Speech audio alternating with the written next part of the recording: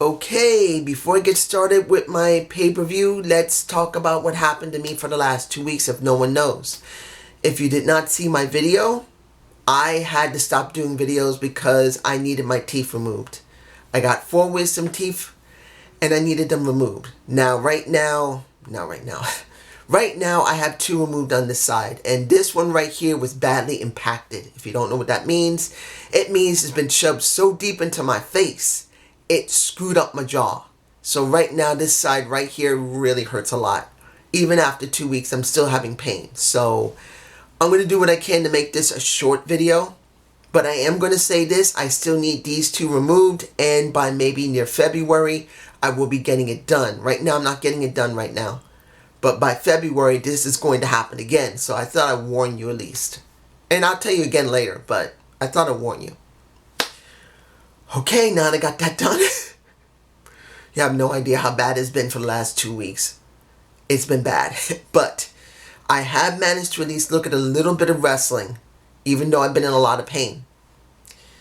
And I look at this pay-per-view, and I really didn't have a lot of interest in it. And even what little I've watched, it has not been anything.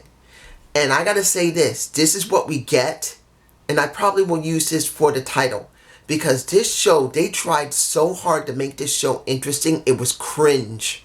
Maybe I'll use that. This is cringe. That's what this show is, cringe. They tried so hard. They overdid it. I guess that's the best way to say it. So I didn't really look at the kickoff show, but my guess is, I know Andrade Cien Almost and Alberto Cerrillo was there. My guess is Alberto Cerrillo won. Oh, my mouth is hurting. Sorry. And my guess is, from what I've been hearing, Selena Vega might actually be no longer paired with Andrade. So that doesn't sound good, because he really needs her. But still, if they're going to break them up, they're going to be stupid enough to do it. That's what you're going to get. The opening of the show. Revival versus New Day. Now, I'm going to say the match was good. But let's make this clear. I don't care about New Day. Not because I hate the guys there 100%. Kofi is the reason I hate New Day right now. I don't hate New Day, but I don't care about New Day because of what happened with Kofi Kingston and his attitude right now, just accepting this situation. I'm sorry, if anyone is fine with Kofi has done, explain the reason why. Because since he gave in to Brock, it just shows to me that he's towing the party line of the WWE. He just said, well, I got what I wanted, I'm fine, I'm getting paid big, I'm fine. That's wrong. The way they jobbed him out was so disgusting. That is disrespectful to fans who love Kofi. And honestly, I hated it. And he's fine with it. He's getting paid big money. He's now got another set of titles. He's now tag team champion with Big E. He don't care. So as far as I'm concerned, I don't care about him. Doesn't mean that I don't still love him to a certain extent, because I still do. But still, I'm done. I didn't expect New Day to job. They didn't job. Let's move on. We got Buddy Murphy versus Aleister Black. The match that I've heard a lot of people being interested in. And it was, as far as I'm concerned, the best match of the night. Now, I'm not saying this because of the aerial and high flying. It's not that. I think it's due to the fact that both these guys wanted to put on a really good show. And it wasn't that they did a bad job. They did a great job. But the fact of the matter is, it was the only match to me that felt like it could mean something. And it should have meant something. And it means nothing. And it hurts. It does hurt to know that Buddy Murphy and Aleister Black put on a damn good match. And it meant nothing. Because they're not doing anything with Buddy Murphy. And they're not doing anything with Aleister Black. So for me, I guess I'm doing it because I shouldn't care. But I do, because they really tried hard here. They honestly gave their best. And it was Aleister Black who won, which doesn't mean much. The War Raiders versus the OC, which really didn't mean much until the ending of a double countout. Why? The crowd was angry at that double countout, and I don't blame them. There was no reason to save the OC. The OC has done nothing.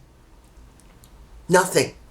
And if they're saving this match for Raw, which it looks like they will, my guess is they're going to save this for Raw, and probably the OC will get their win. Or the War Raiders, and I'm not calling the other one, will get their win. And instead of leaving it on the pay-per-view, they're leaving it for the show, for Raw, because they think it'll give it more buzz and give more ratings. Dumb. You got Roman Reigns versus Baron Corbin in a TLC match with Dolph Ziggler helping out, and the Revival helping out, and security helping out Corbin to win. That is the worst dirty win I have seen in a long time. They wanted to protect Roman Reigns so heavily, made him look like a beast, but they wanted to protect him so heavily, they had, understand this, Dolph Ziggler super kicking his face multiple times. The Revival giving him I don't even need to say how the Revival is. It just, what was that? That was cringe. They overprotected Roman Reigns. It was cringe. Flat out cringe. I couldn't stand it. Baron Corbin won. Now, Bray Wyatt versus The Miz. Now, I know on SmackDown he's been Bray Wyatt. And we saw The Fiend the last couple of weeks before when Daniel Bryan disappeared and it looked like he might have gotten a shave or a haircut. The thing that got me was about The Miz. I didn't believe for 1 second The Miz was actually serious. When The Miz was dealing with Shane McMahon about his dad, he was way more serious than he was when it came to Maurice and his 2 daughters. When he wanted to rip off Shane McMahon's face, you could see it. Yes, he wore his clothes like he normally does. But here it didn't feel like it was his same importance. So I didn't care. And I was right. You know why? Because as much as he beat down Bray Wyatt, when it was all said and done and he lost that match and Daniel Bryan came out, and I guess the reason I'm botching here is because the minute that Daniel Bryan came out, gave him a knee to the face and pretty much got the entire crowd behind him, The Miz was nowhere to be seen. And instead of doing something special with that and having The Miz come back into the ring, staring at Daniel Bryan, getting a mic and saying, you know what? I still don't like you, but I'm glad you're back. And they shake hands. They don't have to like each other, but he shook his hand. I think that would have been more effective than The Miz just disappearing, and it means absolutely nothing. This is just me. You guys tell me below. Whew. Sorry guys, if I seem to hold my mouth, I'm sorry. My jaw is hurting right now. Oh. Okay.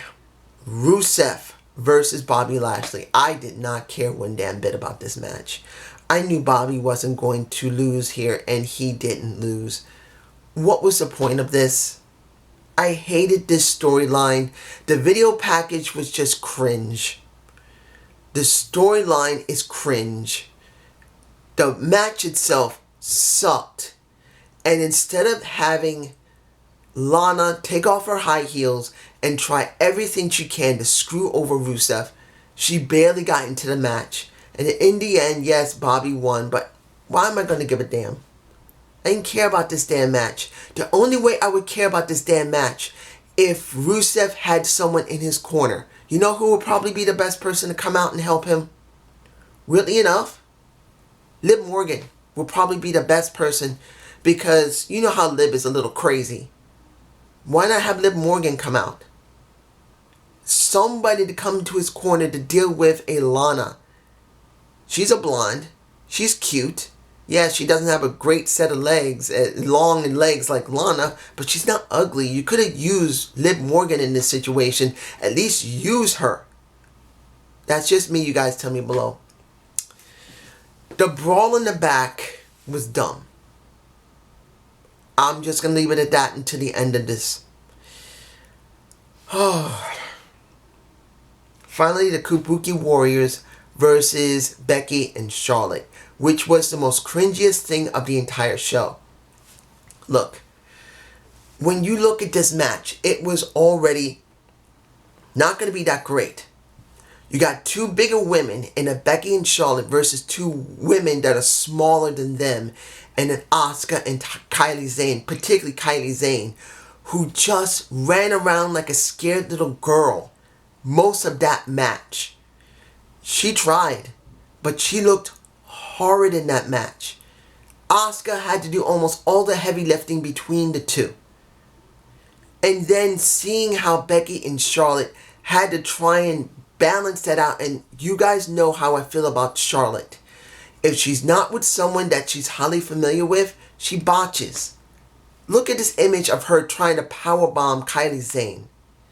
She legitimately could not even lift Kylie to powerbomb her through a table properly. Now you guys could probably say, well, Kylie was probably unconscious at that moment. It doesn't make a difference. She should have realized and just dropped her to the floor. But she was so damn determined to powerbomb her, she could not do it. And instead of using her head and just dropping her to the floor until another situation could arise in that match that could bring her back from being probably dazed, she had to do everything she could to lift up a woman who's way lighter than her and pretty much powerbomb her like she was 3 times her weight. It was cringe when it came to the women hitting each other with chairs. It was cringe when it came to the women getting on the ladder. It was cringe when pretty much even the kendo sticks being used was bad. Look, throwing Kylie Sane back and forth across 2 tables between Charlotte and Becky might have been a bit interesting, but everything else was bad. And in the end, I'm surprised Kylie and Asuka won. Honestly, I'm shocked why they let them keep them. Because as it stands right now, look, I love Kylie Sane. I think she could be great in a certain situation. I adore Asuka because she was booked so well and she's been treated like crap and she deserves better.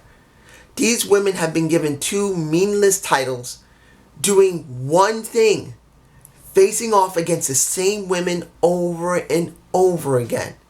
Because now, who are they going to face? Fire Desire? Twisted Bliss? Are they going to face someone from NXT? I doubt it. They're leaving those titles on Raw as far as I can tell. So in the end, this was a meaningless match. And then you see the fight at the end of the show. Like I said, it didn't make any sense. They tried so hard to make this last show of the decade mean something. And it came out cringe. It came out garbage. And even though there were a few matches that was good, like the Aleister Black match, the New Day match with the Revival wasn't bad either. But honestly, all the other matches didn't mean a damn thing. And anybody who says about the Kabuki Warriors versus Charlotte and Becky was a great, incredible match, tell me where it worked. Because if you didn't see what I saw, where most of the time they were being so gentle to each other in that match with the tables, the ladders, and the chairs. Yes, they beat each other up very well. But when it came to actual using the items in the match, they were so gentle. And what Charlotte did was so cringe. It was a waste of time. But this is just me. Have a good day. Have a good night. I'll see if I'm going to do another video this coming week. I don't know. My jaw still hurts. Peace.